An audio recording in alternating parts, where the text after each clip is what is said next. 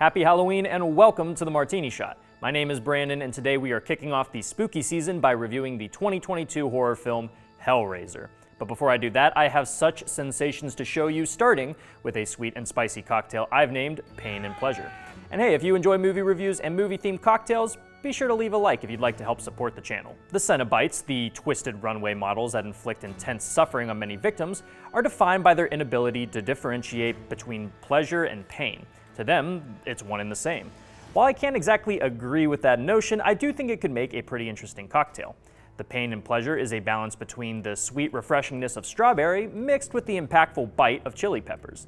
Both these spectrums are balanced out rather nicely, bringing you as close to the sensation of finding comfort in needles shoved in your mouth as you're gonna get.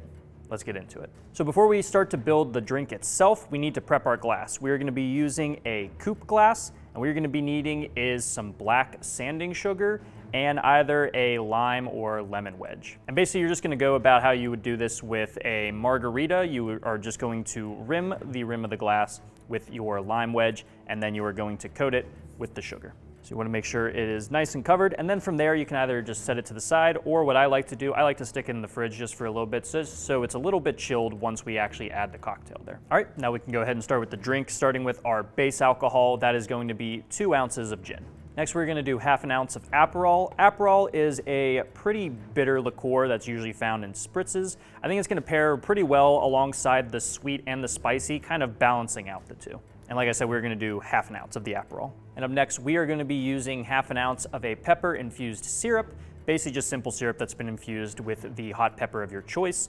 I went with jalapenos just because I feel like that's kind of a middle of the road spice that still has a bit of a kick to it, but isn't too overpowering. If you'd like, you can definitely go spicier with something like a habanero, but for now I'm just going to be using the jalapeno. So we're gonna do half an ounce of the jalapeno simple syrup. Next, we are gonna be bringing in a little bit of lime juice. We are gonna be doing half an ounce. And then the final ingredient we are gonna be throwing in here is some fresh strawberries. We're gonna be taking 2 strawberries and cutting them up into smaller pieces and then throwing them into the drink. If you want to muddle the strawberries, you can. However, since we're already gonna be putting ice into the shaker and shaking pretty vigorously, it's already gonna kind of pulverize them, so you don't really have to do both, so just kind of choose one or the other. Let's go ahead and add ice to the shaker and shake to chill.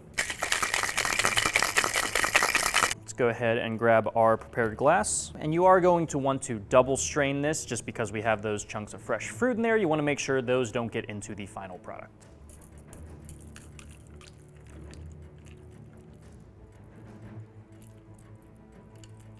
I thought it would be kind of cool to do a garnish in tribute to the face of the series, Pinhead. So my idea was taking one of these strawberries and putting it on the side and just kind of skewering it with a couple pins to make it look like the famous character. I do kind of wish that we had the white strawberries in season. It would look more like his head, but we're gonna work with what we have. All right, there you go. Now you have the pain and pleasure. Let's go ahead and give this a taste test. Let's go ahead and remove this before I poke myself in the eye. It's actually a bit spicier than I thought, but it pairs really well alongside the sweetness of that strawberry. You get a little bit of bitterness from the Aperol. And because it is a jalapeno infused simple syrup, there is a little bit of sweetness as well to complement the strawberries. So yeah, I think this is kind of pretty much what I was looking for, something that can balance the fine line between those two spectrums of flavor. The sweetness is not too overpowering, not too candy-like, and the spiciness is there, but it's not completely enveloping the entire drink. There are many subgenres of horror out there: psychological, slasher, supernatural, clown. But there's perhaps none I find harder to watch than body horror. The terror of watching the human form be manipulated in grotesque ways makes my stomach churn. And while there have been many franchises and films to focus on this, Hellraiser may just be the most popular. The original Hellraiser from 1987 was directed by Clive Barker, who happened to be the author of the book that the film was based on, The Hellbound Heart. Often regarded as a horror classic, it spawned what feels like 100 sequels tied together by the recurring characters in the Cenobites, agents from hell that seek to inflict punishment under the guise of otherworldly pleasure.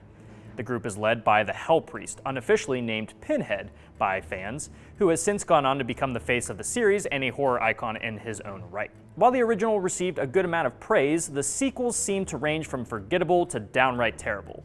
2022's Hellraiser marks the first film in the series since 2018, directed by David Bruckner, who also helmed some pretty good horror films such as The Ritual and The Night House. Having a competent, experienced director at the reins certainly seems to have paid off, because the 11th film in the series certainly is a standout in the franchise, though it's not exactly perfect. While neither a direct reboot or a continuation of any previous stories, the film follows a recovering addict named Riley who comes into possession of a puzzle box that, when solved, requires a blood offering. When fulfilled, the Cenobites emerge and tear apart whoever's blood was offered. Even though the Cenobites were always the lead attraction in these films, they aren't actually at the forefront of the story in the original. 2022's Hellraiser is more or less the same, though their presence does increase throughout the film. The designs of the creatures lack the same pleather-centric appearance as the original film, opting for sleeker, almost cleaner looks that didn't really have the same grotesque impact on me the way the originals did. While the concepts behind their designs are interesting, and I like the idea behind a sexless, androgynous take on the monsters, the final designs just didn't feel as impactful. I will say Jamie Clayton does a pretty solid job as the new priest, aka Pinhead, bringing a chillingly subdued performance to a film that struggles to maintain its terror. For a film centered around sadism, the movie is disappointingly tame for the most of it. There are a few moments of genuine body horror towards the end, but the rest of the film can be a slow trudge towards anything exciting. The story is much more of an elevated horror approach this time around, centering around the themes of addiction. While not really all that original, I did like how it was tied into the story and eventual ending, highlighting the grief that many people who struggle with addiction will carry with them forever. It's just a shame these themes didn't make me like nearly any of the characters. This worked for the original Hellraiser, but this film seems like it wants me to actually have sympathy for these dumb assholes. Most of the performances are okay, but the writing certainly does them no favors. Like I mentioned earlier, this film has a slow first hour with very little impactful scares. The film does pick up later on, bringing some much-needed limb severing and flesh ripping. I just think it comes a little too late and would have worked to help bolster an often uninteresting, often convoluted story. The film does have some pretty solid visual moments, including a sequence in the back of a van that I thought was executed really well. Still, I feel like a Hellraiser film needs to at least attempt to go balls to the wall with its body horror. I don't even think I felt all that squeamish while watching this. I can't even remember a single scream.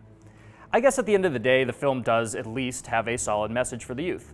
Kids, don't do Rubik's Cubes. For my rating, I am giving this film 2.5 meat hooks out of 5. Guys, thank you so much for tuning into this episode of the Martini Shot. If you saw the new Hellraiser, let me know what you thought about it down in the comments. And if you like what you saw here and would like to see more, do not forget to like, subscribe, and follow me across all social media channels. Those links are down in the description below. And if you enjoy movie reviews and movie-themed cocktails, be sure to check out my website, martinishot.blog. Until next time, thank you again for watching. I will see you in the next one. Live deliciously, but please remember to drink responsibly.